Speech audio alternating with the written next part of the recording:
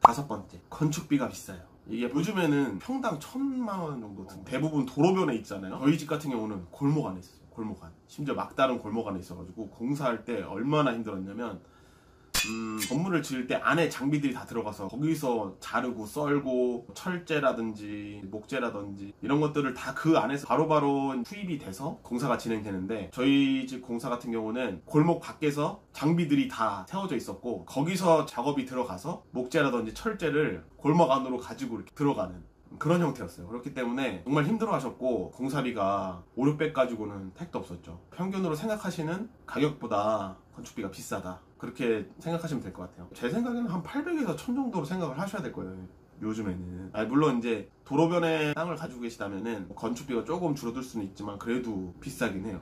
그리고 이제 설계에 따라서 비싸지긴 하는데 그런 것들은 좀 더 나중에 자세히 다루도록 하겠습니다. 만약에 넓은 땅에 전원주택을 지으실 거면 그럴 때는 건축비가 훨씬 저렴해집니다. 도시에서도 큰 빌딩이나 저택을 짓게 된다면 협소주택보다는 건축비가 확실히 줄어들 거예요. 협소주택이 좁은 곳에 건축에 애로사항이 많다 보니까 확실히 건축비가 올라가고, 특이한 이제 설계도가 있다 보니까 인부들이 애를 먹는 경우들이 있더라고요. 좋은 감리사분이 이제 있으셔야 되는데, 일반 주택처럼 이렇게 막 지으려고 하시다가 설계사분이나 감리사분이 오셔가지고 다시 짓는 경우도 있더라고요. 때려 부셔가지고 그 부분을 다시 공사하고 그런 경우가 있어서 건축비는 확실히 비싸게 듭니다. 저희 같은 경우는 평당 800 정도 들었던 것 같아요. 근데 심리적으로는 한 1000 느낌이었어요. 1000. 저희는 500 정도로 생각하고 알아보고 했었는데 거의 한 800 정도 들었던 것 같아요.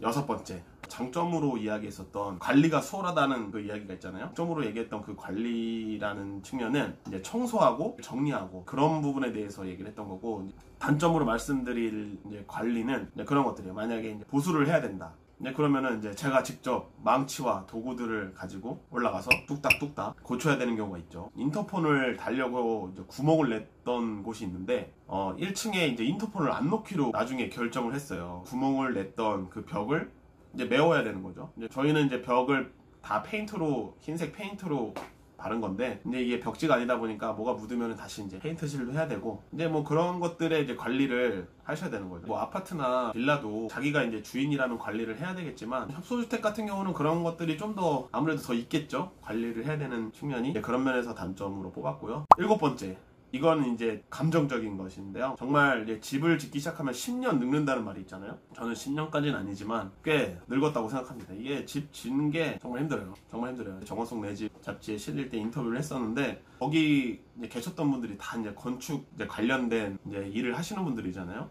심지어 이제 경력이 30년 넘는 분도 오셨었어요. 사진 작가분이셨는데 다 아파트에 살고 계세요. 다. 그래서 왜 좋은 이쁜 건축물도 많이 보고 고급 자재로 지은 집들도 많이 보셨을 거 아니에요? 제가 물어봤을 거예요. 이 건축에 대한 욕심이 있지 않냐? 그러더니 전혀 없다고 하시더라고요. 왜냐고 물어봤더니 건축을 하게 되면은 걱정해야 될 게 한두 가지가 아니라서. 그렇죠. 저도 관련 지식이 그렇게 많지 않다 보니까 무식해서 막 더 진행했던 것도 있었던 것 같아요. 이게 사기당하지 않을까, 이런저런 많은 문제들이 산재돼 있거든요. 그런 것들을 하나씩 하나씩 헤쳐나가야 되는 게 정말 스트레스예요. 스트레스. 저희 집 공사만의 문제가 아니라 또 양옆 집에서도 친척이 땅을 사도 배가 아픈데 양 옆집 사람들은 어떻겠어요. 그래가지고 맨날 전화 와가지고 아니 이렇게 높이 지으면은 우리 집에 그늘이 지느니 어쩌니 그런 것부터 해가지고 많은 민원들도 해결을 해야 되죠. 그런 것들 해결하는 것도 참 스트레스입니다. 저 같은 경우는 이제 바로 밑에 있는 이마트에 가가지고 맨날 사다 바쳤거든요. 그래도 소용은 별로 없었어요. 근데 이해해주는 사람은 또 이해해주는데, 만약에 이제 한두 명 잘못 걸리면은 정말 골치 아픕니다. 저 같은 경우는 정말 해결이 잘 된 경우라고 하더라고요. 다른 곳 이야기를 들어보면은 정말 별의별 일을 다 겪는다고 합니다. 그래서 이제 이런 문제들 때문에 스트레스 정말 많이 받고, 관련해서 공부 정말 많이 하셔야 되고, 사례 같은 것도 한번 많이 찾아보시고 그러셨으면 좋겠어요. 오늘은 협소주택 단점에 대해서 말씀드렸는데요. 협소주택에 살아보지 않은 분들이 왈가불가 말을 많이 하세요. 야, 그거 진짜 불편하다, 계단도 많고 좁고 불편하다 그러는데, 저 같은 경우는 이제 게임도 되게 큰 소리로 즐기고, 저는 슈퍼로봇 대전을 정말 좋아하는데 대사 같은 것도 막 외치면서 하거든요. 제가 정말 편하게 있을 수 있는 공간이 필요했었어요. 그래서 저는 지금 생활에 정말 만족하고 행복하게 잘 살고 있습니다. 관심 있으셨던 분들은 꼭 도전하셔서 멋진 집 지으셨으면 좋겠습니다. 오늘은 여기까지 하겠습니다. 감사합니다.